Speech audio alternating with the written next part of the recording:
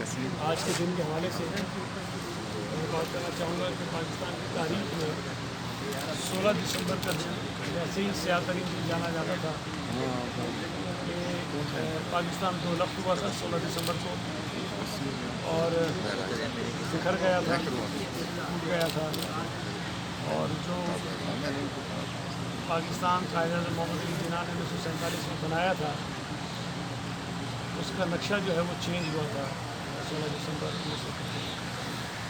اور پھر بدقسمتی ہماری یہ رہی کہ پھر ایک 16 دسمبر آیا اور پشاور میں آرمی پبلک اسکول کے بچوں کے ساتھ وہ دہشت گردی ہوئی۔ ہلو،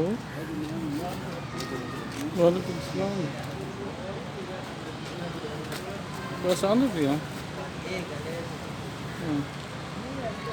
بس یہ 10 منٹ لگ سے 10-15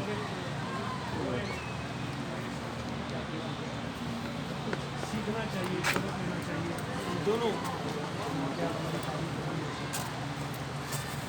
پاکستان کے ٹوٹنے کا واقعہ کیوں ہوا، کون ذمہ دار تھے، بدقسمتی سے ہم ان کی پوری طرح سے نشاندہی بھی نہیں کر سکے، ان کو سزائیں بھی نہیں دلا سکے۔ پھر اس کے بعد ابھی جو حالیہ تاریخ میں واقعہ ہوا APS کا، اس میں بھی شاید ہم ان بچوں کے، ان پیارے بچوں کے قاتلوں کو وہ سزائیں نہیں دلا سکے جو ان کے والدین چاہتے ہیں یا جس سے شاید ان کے والدین کی تشفی ہو جاتی ہے۔ آج بھی ان کے والدین ہر جگہ انصاف کو تلاش کر رہے ہیں، اور میں سمجھتا ہوں کہ بطور پاکستانی قوم میں بھی اپنے آپ کو شاید ان کے سامنے ایک مجرم تصور کرتا ہوں کہ ہم ان کے بچوں کے قاتلوں کو جو ہے وہ تلاش بھی نہیں کر سکے اور سزا بھی نہیں کر سکے۔ آج پاکستان میں جو حالات ہیں، یقیناً اسلام آباد میں بھی وہی صورتحال ہوگی جو میں اپنے گھر میں بھگت رہا ہوں کہ گیس جو ہے وہ بالکل گھروں میں نہیں ہے، اور کراچی جو پاکستان کا سب سے بڑا شہر ہے، صوبہ سندھ کا دارالخلافہ ہے، صوبہ سندھ جو سب سے زیادہ گیس پیدا کرتا ہے، آئین کے مطابق صوبہ سندھ کا اپنی صوبے سے نکلنے والی گیس پر پہلا حق ہے، لیکن آج صوبہ سندھ کے گھروں میں گیس میسر نہیں ہے۔ جو اعلان یہ حماد اظہر صاحب نے کھڑے ہو کے اسمبلی میں کیا تھا کہ ہم احسان کریں گے پاکستانیوں پر اور 3 وقت کی گیس دیں گے تاکہ آپ صبح کا ناشتہ بنائیے، دوپہر کا کھانا بنائیے اور رات کا کھانا بنائیے، لیکن وہ وعدہ بھی ان کا پورا نہیں ہوا، اور آج نہ صبح کے ناشتے کے لیے گیس ہوتی ہے، نہ دوپہر کے کھانے کے لیے گیس ہوتی ہے، اور نہ ہی رات کے کھانے کے لیے گیس ہوتی ہے۔ میں اندازہ لگا سکتا ہوں کہ اسلام آباد میں یا ہمارے یہ جو ناردرن ایریاز ہیں وہاں لوگوں کی کیا حالت ہوگی، اس لیے کہ کراچی میں جہاں سردی کم ہے وہاں گیزر نہیں چل رہے ہیں، اور وہاں ہمیں کتنی مشکل ہوتی ہے، تو اسلام آباد میں رہنے والے لوگ، لاہور میں رہنے والے لوگ، یا خیبر پختونخوا کے کچھ علاقوں میں رہنے والے لوگ جو ہیں ان کن حالات میں اپنی زندگی گزار رہے ہیں۔ کراچی شہر میں جو انڈسٹریز ہیں ہماری، ان کو گیس کی فراہمی صفر کر دی گئی، بالکل صفر، کسی قسم کی گیس ان کو فراہم نہیں کی جاتی۔ اب یا تو اگر انڈسٹریز کی گیس بند ہوتی ہے تو کم از کم گھروں میں گیس آ جائے، یا نہ تو گھروں میں گیس آ رہی ہے اور نہ ہی انڈسٹریز کو گیس مل رہی ہے۔ مجھے سمجھ نہیں آ رہی کہ جو کہتے ہیں کہ جی وہ جو قلت ہے گیس کی وہ کم ہے، تو یہ کم قلت والی گیس جو ہے وہ کہاں قلت پوری کر کے لوگوں کو دے رہے ہیں، کہاں مل رہی ہے مجھے پتہ نہیں۔ یہ اگر آپ تلاش کر سکیں، یہ معاملہ حل کر سکیں کہ اتنی گیس جو یہ بچا رہے ہیں، انڈسٹریز کو بھی نہیں دے رہے ہیں، پتہ نہیں اور کچھ لوگوں کو نہیں دے رہے ہیں، گھروں کو نہیں دے رہے ہیں، تو یہ گیس جہاں کا رہی ہوگی۔ میں سمجھتا ہوں کہ اس حکومت کی جو مس مینجمنٹ ہے، جو نالائکی ہے، جو نااہلی ہے، جو ہر شعبے میں ظاہر ہو رہی ہے، اس کی اعلیٰ ترین مثال آپ کو یہ گیس کی مینجمنٹ میں ظاہر ہوتی ہے۔ بجلی کی قیمتوں میں IMF کی فرمائش پر وابڈا جو بجلی فراہم کرتا ہے اس میں 4 روپے 75 پیسے کا اضافہ ہوا ہے تقریباً، اور کے الیکٹرک جو بجلی فراہم کرتا ہے اس میں 3 روپے 75 پیسے کا اضافہ ہوا ہے۔ اور صرف دسمبر کے مہینے میں ہم اور آپ جو پاکستانی یہاں موجود ہیں، جو اس ملک میں بستے ہیں، ان کی جیبوں سے تقریباً 68 ارب روپے جو ہے وہ صرف اس ایک مہینے میں بجلی کی قیمتوں میں جو اضافہ کیا گیا ہے اس مد میں نکالے گئے، 68 ارب روپے ایک مہینے۔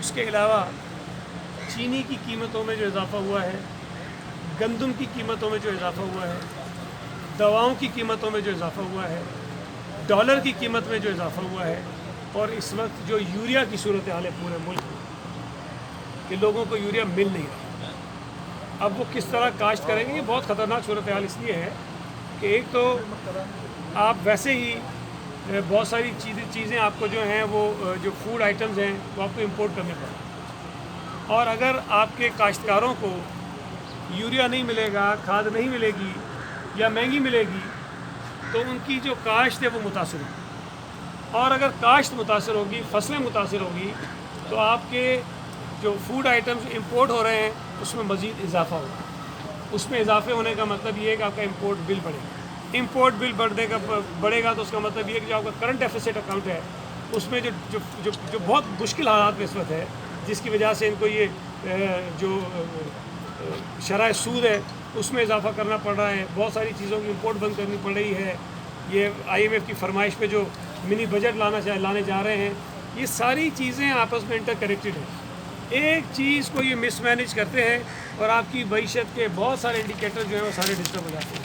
तो इस हुकूमत की नालायकी और नाअहली जो है इस वक्त जो है वो उरूज पर है, और मैं समझता हूँ कि इस मुल्क के जो 22 करोड़ लोग हैं, एक एक आदमी इनकी नाअहली की सज़ा भुगत रहा है। मुझे नहीं पता कि आने वाले 1.5-2 बरसों में जब तक ये मनहूस हुकूमत मज़ीद इस मुल्क पर रहेगी, इस मुल्क को और इस मुल्क की मईशत को और इस मुल्क के लोगों को कहाँ छोड़ेगी, लेकिन जो आसार हैं वो बहुत बुरे हैं। और ऊपर से ये कहते हैं जी पाकिस्तान दुनिया का सस्ता तरीन मुल्क है। मुझे नहीं पता ये किस माहिर मईशत ने उनको बता दिया कि यहाँ अभी भी चीज़ें सस्ती हैं, वरना दुनिया के जो महंगे तरीन ममालिक इस वक्त हैं, जहाँ महंगाई बहुत ज़्यादा हो रही है, दुनिया में पाकिस्तान तीसरे या चौथे नंबर पर। ये कहते हैं ये अमेरिका में, भाई अमेरिका में लोगों की जो बाइंग पावर है वो बड़ी स्ट्रॉन्ग है। अमेरिका में बहुत सारी लोगों की जो ज़रूरियात हैं वो रियासत और हुकूमत पूरी करती है। यहाँ पर कुछ नहीं हो रहा, यहाँ पर सारी की सारी जिम्मेदारी लोगों के ऊपर है, और लोग बेचारे अपना हालात जो है वो पूरे नहीं कर, अच्छी तरह गुजार नहीं पा रहे हैं। मैं थोड़ी सी बात कर लूँगा जो लोकल गवर्नमेंट का हमारा कानून है उस पर, तो उसके बाद आपके सवाल दूँगा। देखिए हमारे यहाँ जो इस वक्त अपोजिशन शोर मचा रही है उसमें वो कहते ही हैं कि जी 2013 का जो हमारा लोकल गवर्नमेंट का कानून है उसमें जो इख्तियारात दिए गए थे उसमें कमी कर दी गई, और ये सफ़ेद झूठ है, बिल्कुल हकीकत के मुनाफी चीज़ है। हम बार बार ये बता रहे हैं कि 2013 के कानून में जो इख्तियारात थे उसमें इजाफा किया गया है। उसमें उस वक्त भी बार बार ये मेयर साहब कहते थे मेरे पास इख्तियार नहीं, मेरे पास इख्तियार नहीं। आपको अगर भी मौका मिले तो सिंध लोकल गवर्नमेंट एक्ट की किताब ले लीजिए, कानून की किताब, और उस किताब में 50 सफ़ात पर सिर्फ इन लोकल गवर्नमेंट के जो हमारे जो 3 टीयर्स हैं उनके फंक्शंस लिखे हुए हैं। 50 सफ़ात पर अगर फंक्शंस लिखे हुए हैं तो कोई ना कोई काम उनके करने के ज़िम्मे है, उनकी ज़िम्मेदारी है। अब अगर उनके ज़िम्मे कोई काम है और वो नहीं करते हैं, इसका जो है आप बुरे इल्ज़ाम जो है वो सूबाई हुकूमत को नहीं ठहरा सकते। जो टैक्सेस उनके पास हैं, जो टैक्सेस वो लगा सकते हैं और कलेक्ट कर सकते हैं, वो 5 सफ़ात पर लिखे हुए हैं कि कौन कौन से टैक्सेस हैं जो लोकल गवर्नमेंट जो है वो लोगों पर लगा सकती है और टैक्स कलेक्ट कर सकती है। अगर वो टैक्स कलेक्ट नहीं कर रहे हैं तो ये उनका कसूर है। इस वक्त हमने क्या किया है कि प्रॉपर्टी टैक्स एक बहुत बड़ा टैक्स है, जिसका एक बहुत बड़ा एवेन्यू है टैक्स कलेक्शन का, इसका पोटेंशियल बहुत है कराची में।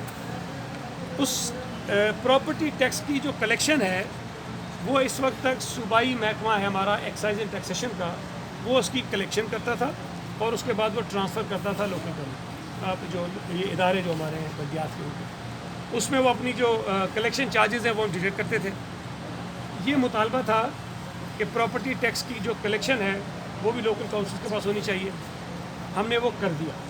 अब एक्साइज एंड टैक्सेशन डिपार्टमेंट ना कलेक्ट करेगा, ना कलेक्शन के चार्जेस देगा, और ये काम सारा लोकल काउंसिल्स खुद करेंगी, और मुझे उम्मीद है कि उनकी कलेक्शन मज़ीद बेहतर हो जाएगी। तो ये चीज़ उनको दी गई है। Karachi water and sewerage board जो इसका कानून अलग है, उस कानून के तहत हमने ये लिख दिया है कि जो मेयर कराची होगा वो Karachi water and sewerage board का को चेयरमैन होगा, और वो चेयर करेगा सेशंस को, बोर्ड की मीटिंग्स को मिनिस्टर लोकल गवर्नमेंट के साथ। और मिनिस्टर लोकल गवर्नमेंट को भी हमने इसलिए रिटेन किया है कि इस वक्त Karachi water and sewerage board में बिलियंस ऑफ डॉलर्स के मंसूबे चल रहे हैं, जो वर्ल्ड बैंक की मदद से हैं या और दीगर हमारे कुछ इदारे उनकी मदद से चल रहे हैं। तो वो प्रोविंशियल गवर्नमेंट के साथ उनके मुआहदे हैं, तो उसी प्रोविंशियल गवर्नमेंट का उसके अंदर किरदार है, वो काम हमने किया।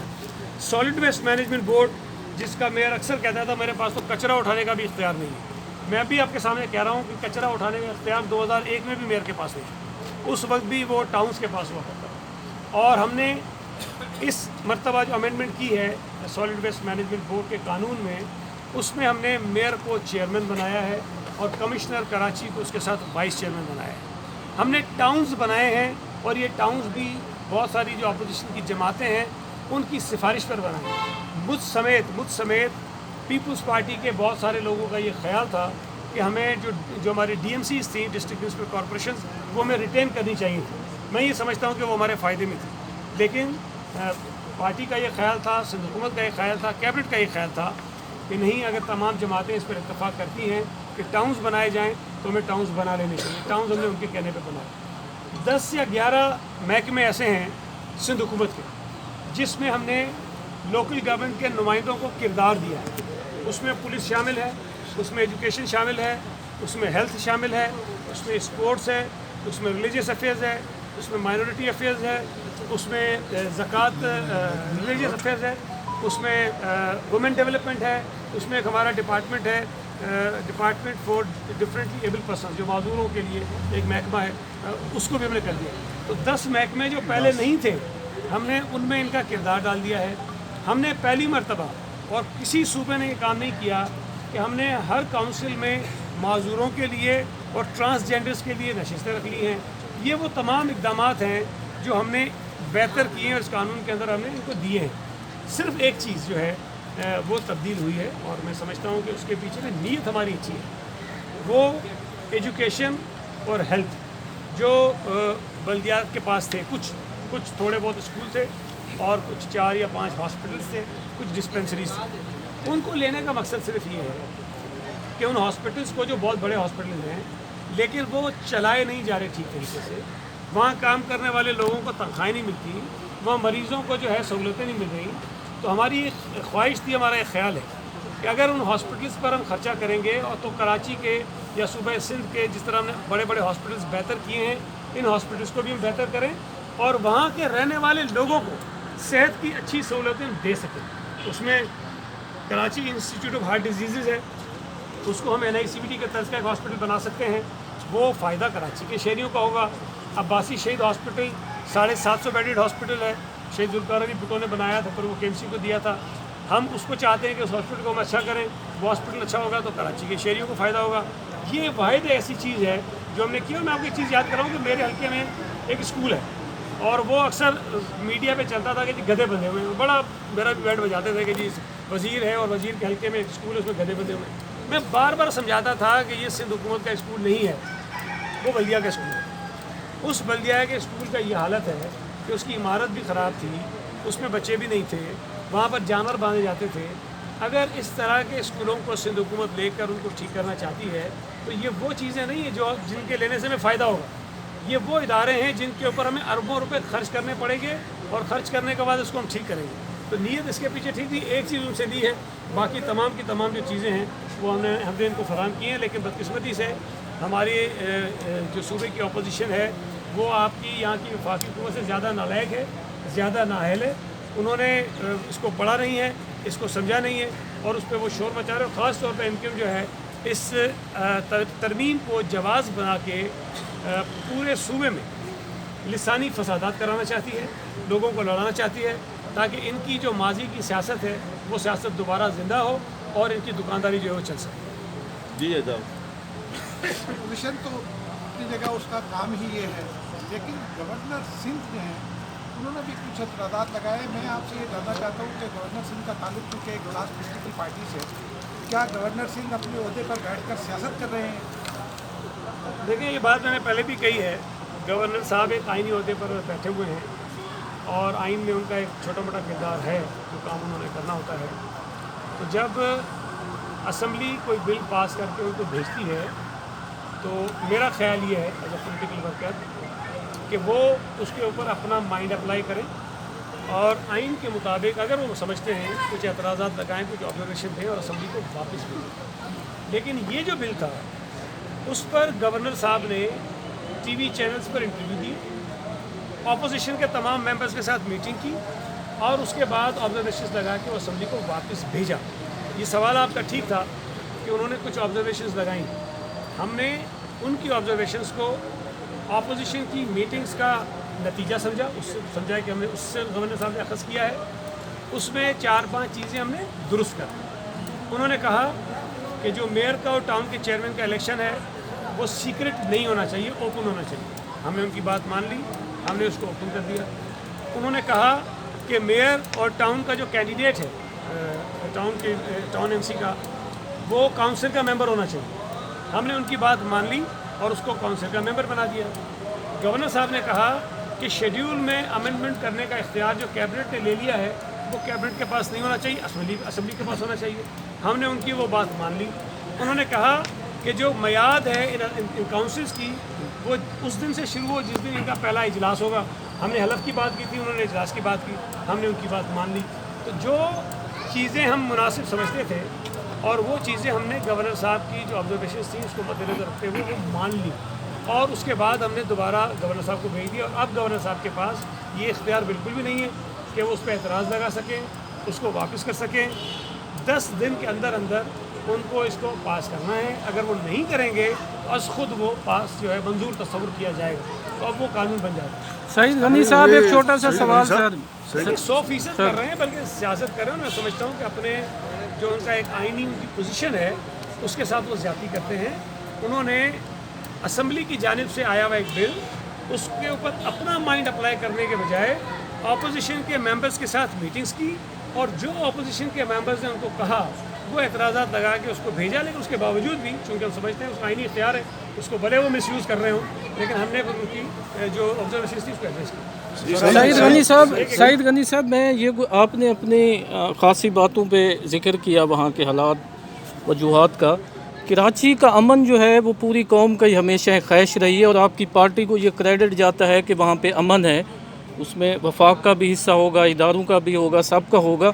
लेकिन अब जिस नहज पे पीपल्स पार्टी और MQM आ रही हैं बयानात की हद तक, ये कितना मुमकिन होगा कि किसी जगह डायलाग हो और इस चीज़ को ख़त्म किया जाए, पॉलिटिकल सीन पे आगे बढ़ें? क्योंकि कराची जो है मज़ीद जो है कत्ल गारत, लिसानी फसादात, इस तरह की सूरत हाल नहीं अफोर्ड कर सकता। लेने आपको किन खदशात का इज़हार है ज़रा खुल के? देखें, जो बात आपने कही बड़ी इम्पोर्टेंट है। अपोजिशन को ये हक है, उनका ये इख्तियार है, वो किसी भी कानून साजी पर एतराज़ उठाएं और हुकूमत पर तनकीद करें और अपनी तजावीज़ दें, मुज़ाहरे करें, जलसे करें। इससे कोई उनको नहीं रोक सकता और ना हमें रोकना चाहिए, ये उनका इख्तियार है। लेकिन अगर कोई जमात कानून साजी को बुनियाद बना के सूबे में, मुल्क में या किसी शहर में लिसानी फसादात कराने की साजिश करें, और कराची शहर में जो बैनर्स लगे हैं, मुझे नहीं पता वो आप तक पहुँचे कि नहीं पहुँचे हैं, उसमें वो लिखते हैं कि कराची के अस्पतालों पर गैर मकामियों का कब्ज़ा नामंजूर। फिर वो कई बैनर लगाते हैं कि कराची शहर पर देही इलाकों का कब्ज़ा नामंजूर। अब मैं तो उनसे बार बार पूछ रहा हूँ कि ये जो मकामी और गैर मकामी आपने अपने जहन में ठूंसा है, इसकी तशरीह करें। आप ये बताइए कि मकामी कौन है, गैर मकामी कौन है? क्या वो पठान गैर मकामी है जो KP से कराची में बसता है? वो पंजाबी गैर मकामी है जो पंजाब से कराची में बसता है? वो सराइकी गैर मकामी है जो साउथ पंजाब से पंजाब में बसता है? वो कश्मीरी गैर मकामी है जो कश्मीर से कराची में बसता है? या वो सिंधी गैर मकामी है जो सूबा सिंध से आकर कराची में बसता है? या मेरे जैसा सिंधी जिसका ख़ानदान सदियों से कराची में बसता है, वो गैर मकामी है? आप ये बताइए कि मकामी और गैर मकामी की तफरीक तो करें ना। देखिए, सूबा सिंध बड़ा कुशादा दिल सूबा है। आज भी सूबा सिंध की असम्बली में आपको हर कौमियत का आदमी मेंबर मिलेगा। सूबा सिंध से मुंतखब होने वाले लोग जिनका ताल्लुक़ KP से था, जिनका ताल्लुक़ पंजाब से था, जिनका ताल्लुक़ बलूचिस्तान से था, जिनका ताल्लुक़ कश्मीर से था, वो वहाँ से जीते, वहाँ वज़ीर बने। हमने तो एतराज़ नहीं किया किसी। अगर सूबे के लोग किसी को मुंतखब करते हैं, किसी को वोट देते हैं, किसी को असम्बली में भेजते हैं और वो कराची में रहता है तो उसका हक है, या सूबा सिंध में किसी भी शहर में रहता है तो उसका हक है वो आए। ये ठेकेदारी किसने उठा ली है कि वो फैसला करे कि कौन कराची में मकामी है, कौन कराची में गैर मकामी है, कौन सिंध में मकामी है, कौन सिंध में गैर मकामी है? یہ اتنی خطرناک بات ہے، یہ زہر ہے جو لوگوں کے ذہنوں میں ڈالا جا رہا ہے. اور میں آپ کو بتاؤں یہ جان بوجھ کے کر رہے ہیں. ان کو پتہ ہے کہ قانون میں کوئی غلط چیز نہیں ہے. یہ چاہتے ہیں کہ لسانی فسادات ہوں، خدا نہ خواستہ کچھ لوگ ادھر سے مریں کچھ ادھر سے مریں، تو یہ اپنی دکانداری پھر چمکائیں اور پھر کہیں اردو بولنے والوں کو دیکھو نا تمہیں سندھی مارتا ہے، دیکھو تمہیں پٹھان مارتا ہے، دیکھو تمہیں پنجابی مارتا ہے، تمہیں بلوچ مارتا ہے. ان کو یہ ڈرا کے پھر اپنے سائے میں لیں، آؤ ہم تمہیں جو ہے نا وہ سایہ فراہم کریں گے، تمہاری جانیں بچائیں گے. دیکھیں یہ زمانے گزر گئے ہیں. آپ نے کہا کراچی نے بہت تکلیف اٹھائی ہے، پورے پاکستان نے اس کو بھگتا ہے، پورے پاکستان کو اس کا نقصان ہوا ہے. کراچی شہر سے بزنس نکل کے چلا گیا ہے. دیکھیں میں روزانہ ان سے پوچھتا ہوں، میں اپنی ہر بات میں کہتا ہوں کہ جی کراچی کے لوگوں کو گیس نہیں ملتی، کراچی میں جو لوگوں کو پیٹرول مہنگا لینا پڑتا ہے، وہاں پہ بجلی مہنگی ہوتی جا رہی ہے، وہاں دوائیاں مہنگی ہو گئی ہیں. ایم کیو ایم کے منہ سے ایک لفظ نہیں نکلتا. کراچی کی انڈسٹریز بند ہو گئی ہیں، ایم کیو ایم کے منہ سے ایک لفظ نہیں نکلتا ہے. یہ ٹھیکیدار بنتے ہیں نا کراچی کے. تو کراچی کے لوگ اگر تکلیف میں ہیں، تمہارے ووٹر اگر تکلیف میں ہیں، تمہارے ہمدرد اگر تکلیف میں ہیں، تمہارے منہ میں چھالے کیوں پڑ جاتے ہیں وفاقی حکومت کے خلاف بولتے ہوئے؟ ہم جب حکومت میں تھے، ایم کیو ایم نے جب ہمارے ساتھ تھے 4 مرتبہ حکومت ہماری چھوڑی صرف اس لیے کہ جی پیٹرول کی قیمتیں آپ نے بڑھا دی ہیں. آج ان کو جو ہے وہ مون کے سل گئے سب کے. پیٹرول کی قیمتوں پہ نہیں بولتے ہیں، گیس کی کرائسس پہ نہیں بولتے ہیں، پیٹرول مہنگا ہوتا ہے اس پہ نہیں بولتے ہیں، بجلی مہنگی ہوتی ہے اس پہ نہیں بولتے ہیں. تو ایم کیو ایم جو ہے کبھی بھی کراچی شہر میں رہنے والے لوگوں کی ہمدرد نہیں تھی. اس نے لوگوں کے جذبات سے کھیلا ہے، لوگوں کے جذبات کو استعمال کیا ہے اور اپنی سیاسی دکانداری چلائی ہے. انشاءاللہ تعالیٰ اب کراچی کے لوگ ان کی دکانداری چلنے نہیں دیں گے. سعید غنی صاحب، آپ نے کہا کہ اشیاء کی قیمتوں میں اربوں روپے کا اضافہ ہوا ہے. اب آپ یہ بتائیں کہ اب پیسہ کدھر جا رہا ہے سر؟ یہ اب اے ٹی ایمز میں جا رہا ہے، جو عمران خان صاحب کی اے ٹی ایم. اور دیکھیں یہ کوئی ڈھکی چھپی بات نہیں ہے. آپ اسلام آباد میں بیٹھے ہیں، آپ کے پاس مجھ سے زیادہ نالج ہوگی. اگر فخر امام صاحب اسمبلی میں کھڑے ہو کے یہ کہیں کہ جی 66 لاکھ ہیلو جی جی جی جی آ رہی ہے.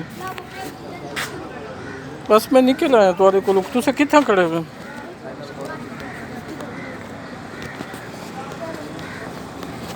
اوکے.